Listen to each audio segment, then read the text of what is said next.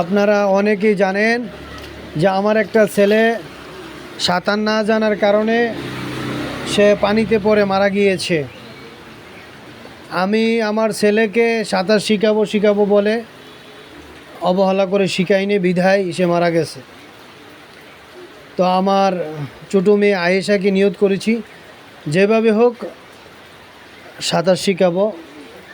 আমি অনেক ব্যস্ত থাকি, তারপরেও তাকে যেভাবে হোক সাঁতার শিখাবো। আপনারাও আপনাদের সন্তানকে সাঁতার শিখান, অকালে মৃত্যুর হাত থেকে বাঁচান।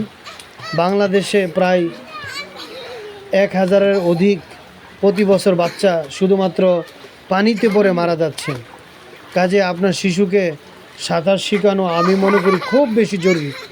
একটা বাচ্চা পানিতে ডুব দিতে জানে না, তাইলে ওই বাচ্চাটা যদি পানিতে পড়ে তাহলে তার কী অবস্থা হয়। আমি মনে করি সাঁতার শেখাটা খুব বেশি দরকার। প্রত্যেকটা মায়ের, প্রত্যেকটা বাবার উচিত তার সন্তানকে সাঁতার শেখানো। কারণ বাংলাদেশে প্রতিটা বাড়ির পাশে, ঘরের পাশে একটা পুকুর থাকে, একটা নদী থাকে, অনেকের আবার খাল থাকে, কূপ থাকে। তো আবার আমাদের বাংলাদেশ হচ্ছে নদী প্রধান দেশ, বিভিন্ন জায়গাতে পানি থাকে।